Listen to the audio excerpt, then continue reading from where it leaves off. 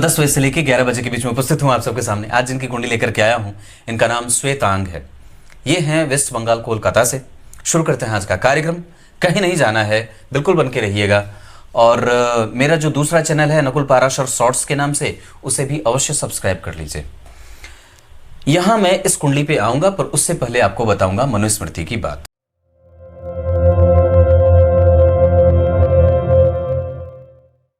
भगवान मनु ने अपने आदि ग्रंथ मनुस्मृति में ब्राह्मण, क्षत्रिय, वैश्य और शूद्र के निमित्त उनके करने वाले और उनके द्वारा किए जाने वाले कर्तव्यों का पृथक पृथक वर्णन किया है।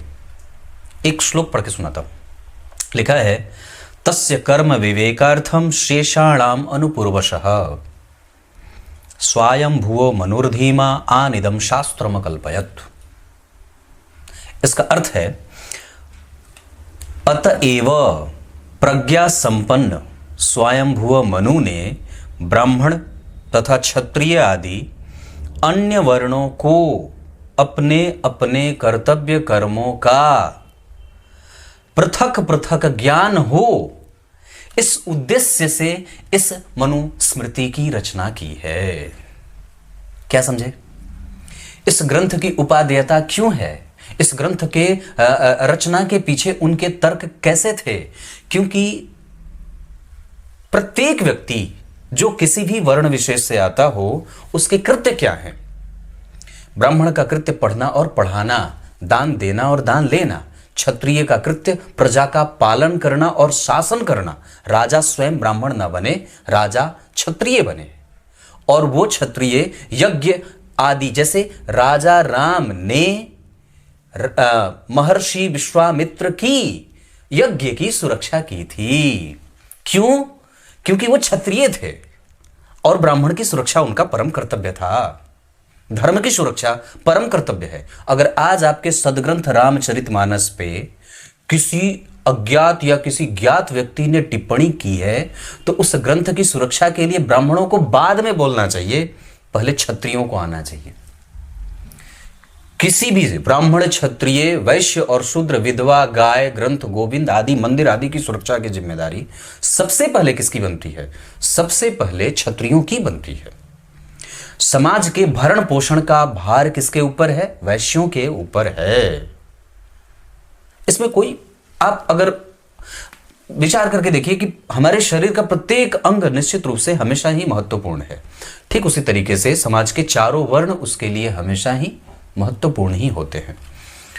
सिर्फ एक चीज जो महत्वपूर्ण नहीं है, वो है अल्पज्ञ, जो कम जानने वाला हो या जो बिल्कुल ही जानने वाला ना हो। जो ऐसा है जैसे जिसमें वो उसके न रहने से और रहने से कोई प्रत्येक वर्ग को कुछ विशेष फायदा ना हो, ऐसा। पर वो एक अलग बात होगी। तो मेरे कहने का अर्थ है, इस ग्रंथ की होने की प्रामाणिकता इसलिए ही है क्योंकि किसको क्या करना है और किसको क्या नहीं करना है, ये कौन बताएगा? इसीलिए कहा गया कि भगवान मनु ने अपने इस ग्रंथ की रचना इसलिए ही की थी। अब आइए आपको कुंडली विश्लेषण पे लेके आता हूं। इनकी कुंडली पे आने से पहले सबसे पहले मैंने जो बात कही है कि किसी भी व्यक्ति की कुंडली में सबसे पहले उसके ग्रह कितने मजबूत और कितने बलवान हैं, वो तो बाद की बात है।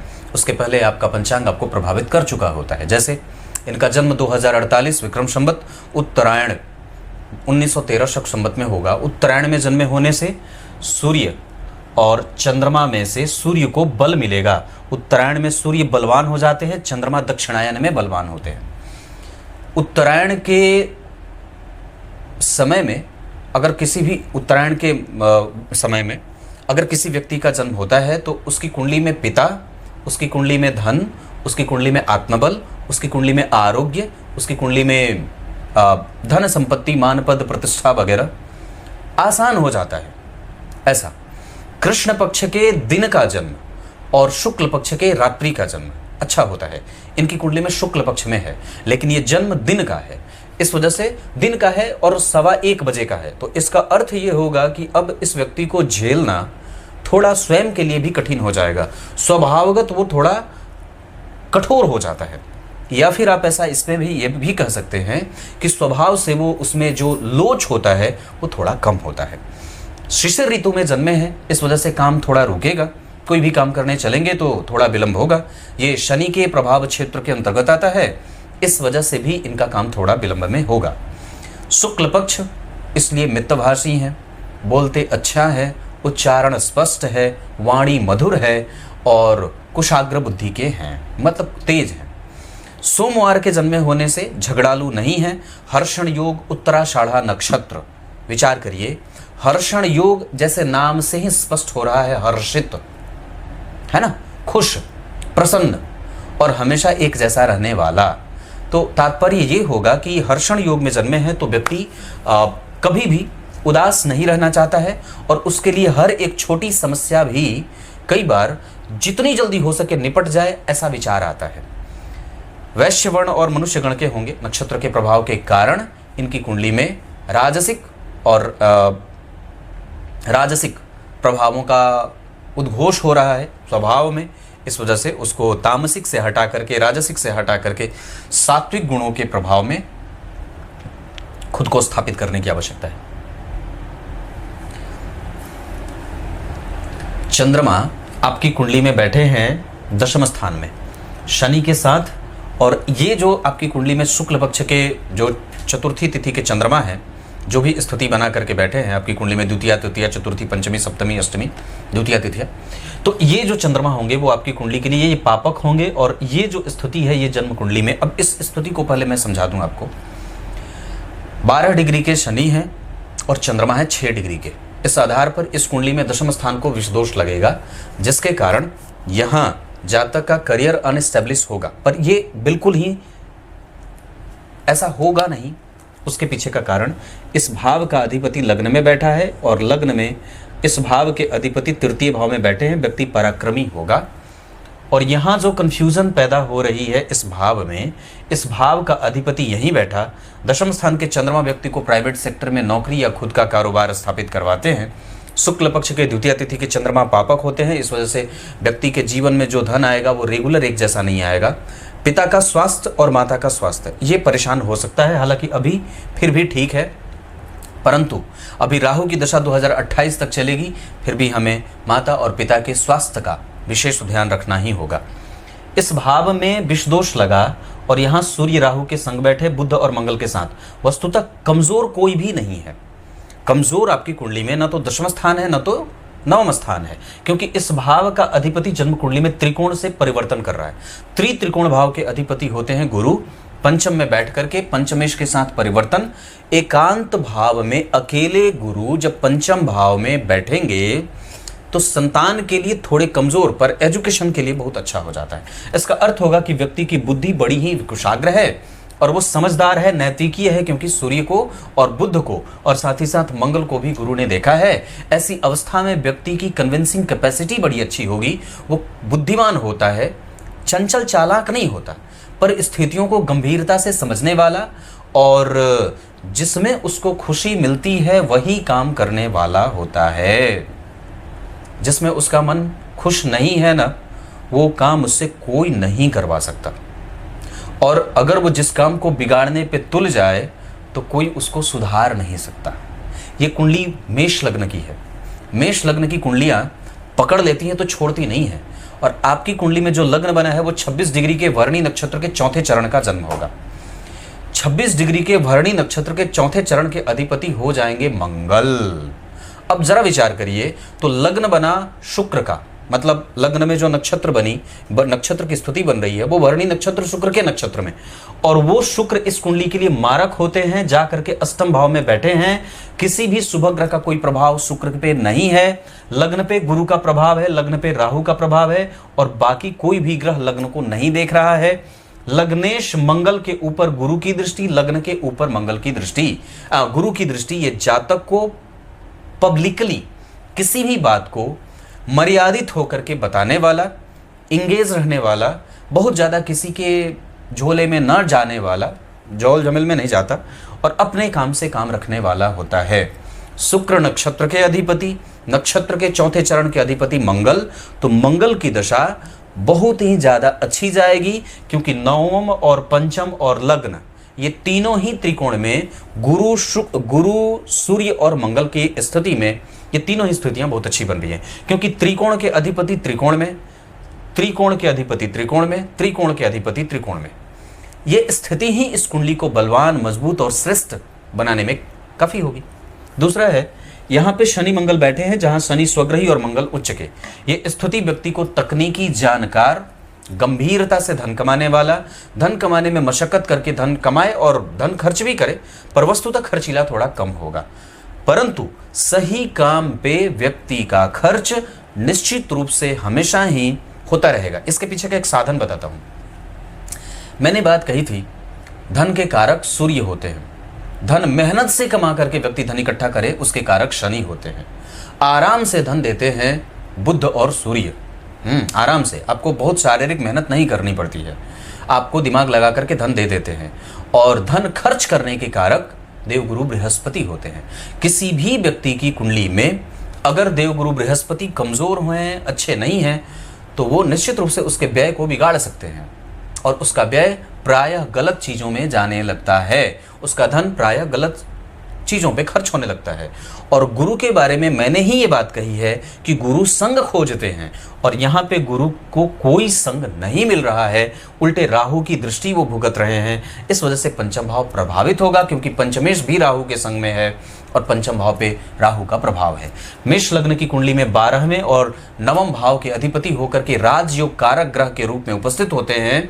जिस तरीके से तुला लग्न की कुंडली के लिए बुध 9वें और 12वें भाव के अधिपति होकर के राजयोग कारक ग्रह के रूप में उपस्थित होते हैं, उसी तरीके से मेष लग्न की कुंडली के लिए गुरु 9वें और 12वें भाव के अधिपति होकर के राजयोग कारक ग्रह के रूप में उपस्थित होते हैं। और जन्म कुंडली में लग्नेश को गुरु जैसे राजयोग कारक ग्रह ने देखे हैं। लग्न पे राजयोग कारक ग्रह की दृष्टि है, कारक ग्रह जहां देखे और जिसको देखे उस भाव में मजबूती और बलवान बना देता है। नवांश कुंडली में लग्न के अधिपति का लग्न को देखना, राहु का शत्रुग्रही होकर के बैठना, इस भाव के अधिपति का नीच भंग हो जाना, गुरु शुक्र और शुक्र का सूर्य का एक साथ बैठना, दाम्पत्य ठीक है, कमजोर नहीं है। मैं समझता हूं कि यहाँ पे इस भाव का अधिपति अगर 12वें नहीं बैठा होता तो संतान और व्यक्ति का दिमाग कभी भी बाहर जाने के लिए उत्सुक नहीं होता, पर यहाँ पे व्यक्ति बाहर जा सकता है। मुझे लगता है राहु के बाद जो गुरु की दशा आएगी उसमें व्यक्ति स्थापित होने के बारे में विचार कर सकता है, पर वस्तुतः वो बाद में बन रहा है, अभी थोड़ा कम है।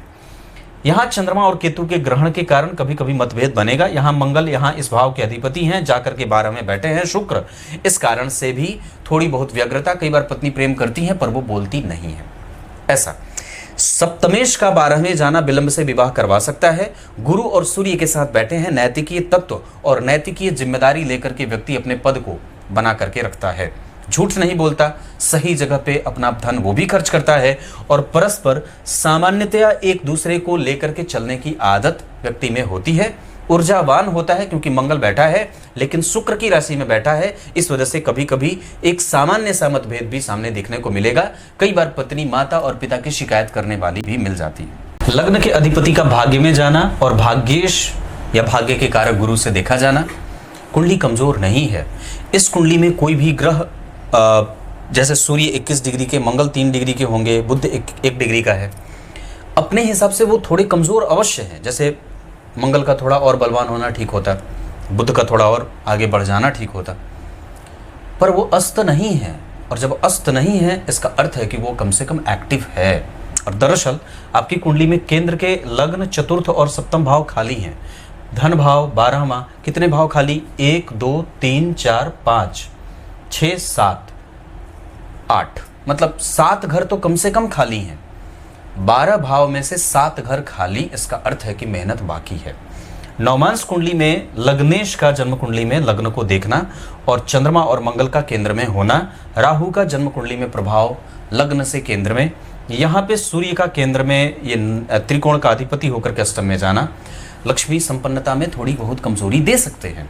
पर वस्तुतः अभी आपकी कुंडली में दशा भी राहु की चल रही है, और मैं जहां तक समझ रहा हूं इसने आपको परेशान नहीं किया है। हाँ, मानसिक रूप से ये कभी कभी चिंताएं जो देते हैं ये इनके अपने नेचर हैं, ये ऐसा नहीं है कि ये आपको परेशान कर रहा है, एकदम बिल्कुल ठीक है, वो स्वस्थ है। और मैं समझता हूं कि कम से कम वो जिस भाव में बैठा है उस भाव के अधिपति के संग शुभग्रह गुरु की दृष्टि में है। आगे चंद्रमा, पीछे शुक्र बैठे हैं।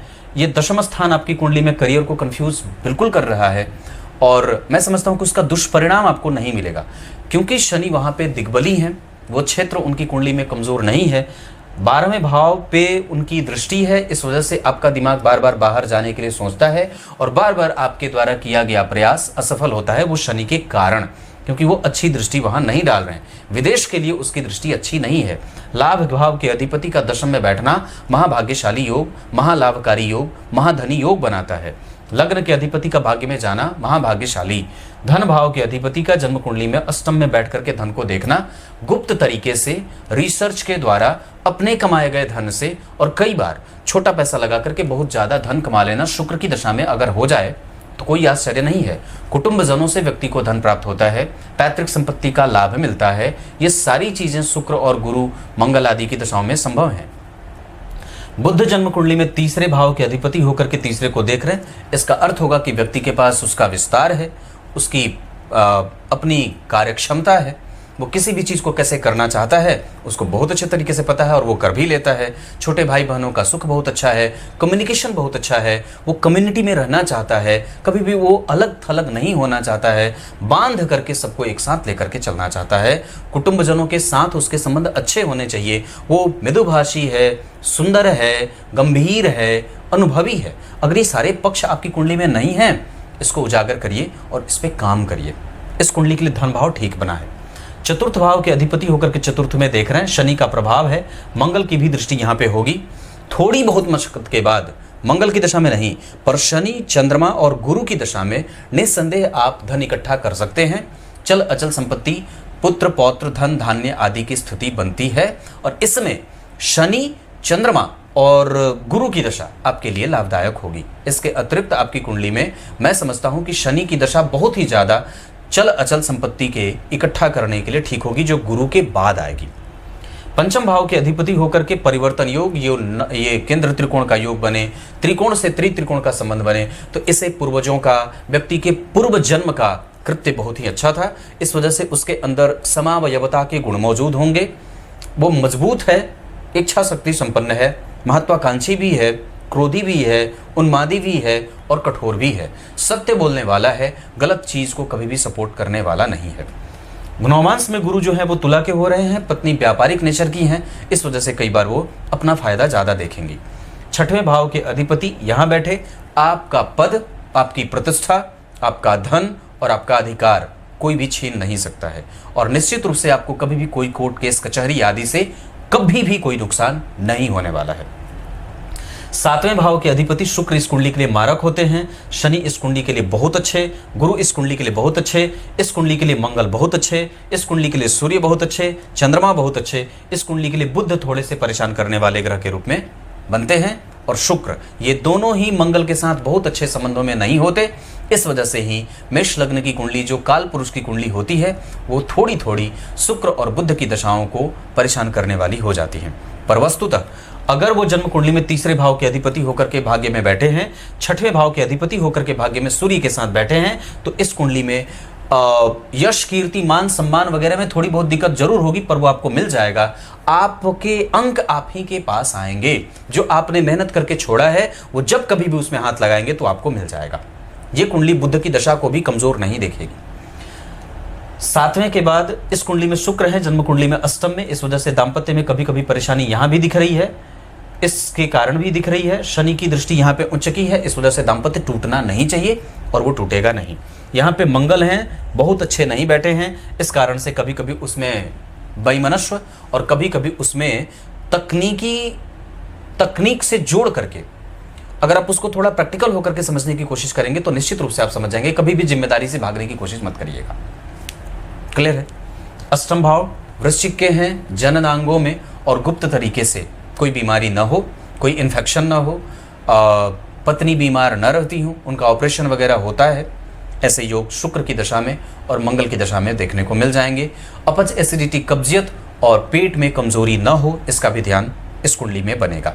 नवम भाव ठीक है, दशम भाव ठीक है, मैं समझता हूँ कि उस भाव का अधिपति कम से कम वहाँ बैठा है। और एक बात आपको और बता दूँ, कोई इंटरनेट पे बता रहा था कि भाव जहाँ बैठ जाता है उस भाव का अधिपति, नहीं क्या बोल रहे थे वो, किसी ने भेजा था कार्यक्रम में, लोग मुझे भेजते रहते हैं कि पंडित जी ये देखो ना मेरी कुंडली में ऐसी स्थिति है, पर ये तो कुछ और बता रहे हैं। तो उनका मूल कहने का अर्थ ये था कि अगर जन्म कुंडली में जो ग्रह वहाँ बैठ जाए तो वो ज़्यादा प्रभावित करता है उस भाव को। ऐसा नहीं है, कोई भी ग्रह जहाँ देखता है वहाँ ज़्यादा प्रभावित करता है बनिस्पत बैठने से।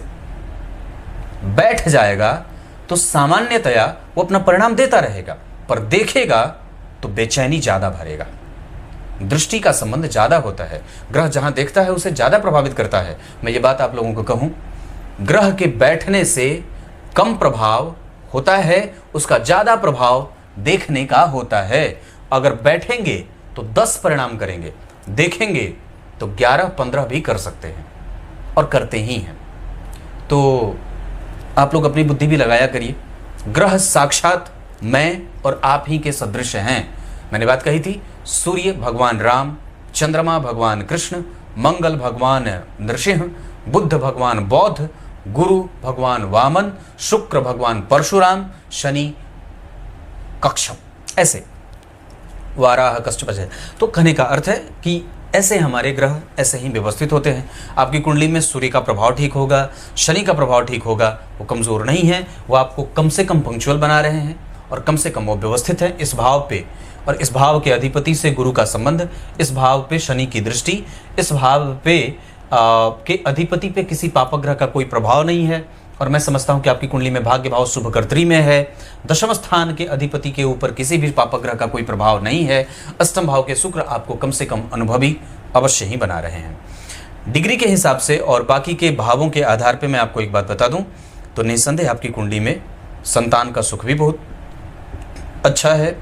संतति में थोड़ी बहुत दिक्कत कभी कभी हो रही है, पर वो एक सामान्य सी बात है, प्रेम उनका मिलता रहेगा। दशाओं के क्रम में बुध और मंगल ये थोड़े थोड़े परेशान करेंगे, मंगल थोड़े से, बहुत ज़्यादा नहीं, क्योंकि वो अपना नेचर कभी कभी राहु के संग आकर के प्रभावित करेंगे। पर हाँ, उसमें भी आपकी नैतिकता बनी रहेगी और लोग आपकी बात सुन लेंगे। पर राहु केतु गुरु चंद्रमा सूर्य शनि और शुक्र की दशाएं मेहनत करवा करके शांति देने वाली होंगी। उनकी दशाओं में थोड़ा धन कमज़ोर हो सकता है। इस कुंडली के आधार पे मैं जो देख रहा हूँ उसमें श्रवण नक्षत्र, उत्तराषाढ़ा और भरणी, अश्वनी, विशाखा, स्वाति, पुनर्वसु, पुष्य और हस्त, ये नक्षत्र अच्छे होंगे। दिशा इस कुंडली के लिए पूर्व भी बहुत अच्छी है और धन कमाने के लिए उत्तर भी बहुत अच्छा है। इस कुंडली के आधार पे मंगल का प्रभाव उत्तर पूर्व दिशा भी बहुत अच्छी रहेगी, उत्तर और पूर्व के कोण पे। नक्षत्र बताया, दिन बता देता हूँ। इस कुंडली के लिए मंगलवार और गुरुवार बहुत अच्छा रहेगा। इस कुंडली के लिए अंक 4 बहुत अच्छा रहेगा। ये आदि आदि चीज़ें हैं। अब क्या बताऊँ, विवाह आपकी कुंडली में ठीक है, करियर आपकी कुंडली में परेशान मत होइए। अभी राहु है, इस वजह से भी आप थोड़े परेशान ज़्यादा हैं। आगे बढ़ करके जैसे ही गुरु की दशा 2028 के अक्टूबर में आएगी, निस्संदेह मैं समझता हूँ कि उसमें संतान का यश, कीर्ति, मान, सम्मान, पद, प्रतिष्ठा आदि का प्रभाव बढ़ेगा। अकेले हैं, इस वजह से थोड़े कमज़ोर जरूर होंगे। गुरु के ऊपर राहु का प्रभाव है और तुला में बैठे हैं। अपने अंदर धार्मिकता और भी बढ़ाइए, प्रैक्टिकल थोड़े कम होइए, तर्क वितर्क थोड़े कम करिए, गंभीर हो जाइए। शांत होना सबसे बड़ा उत्तर होता है। गीता जी को अपने जीवन में स्थान दीजिए। गौशालाओं को कभी कभी घूम आकर के देख लीजिए और कम से कम अपने माता और पिता का आदर, ये हमेशा आपको करते रहना होगा। तब तक के लिए इजाज़त दीजिए। और क्या बताऊं, इस कुंडली के लिए अभी लाजवर्त बनेगा। अगर भविष्य में कोई भी रत्न आगे भी पहनना चाहते हैं या अभी भी, तो पुखराज हमेशा ही फायदा करेगा। इसके अतिरिक्त अगर चाहें तो आप माणिक्य भी पहन सकते हैं। यहाँ पे अगर सूर्य नीच के नहीं होते तो माणिक्य और पुखराज में से मैं माणिक्य को कहता, लेकिन माणिक्य 12वें है, सूर्य राहु के संग है, गुरु के संग में है, तुला के संग है। इस वजह से मैं कहूँगा कि माणिक्य से ज़्यादा पुखराज और लाजवर्त ज़्यादा फायदा करेगा। इस कुंडली के हिसाब से ये चीज़ें बनती हैं। तब तक के लिए बहुत बहुत नमस्कार।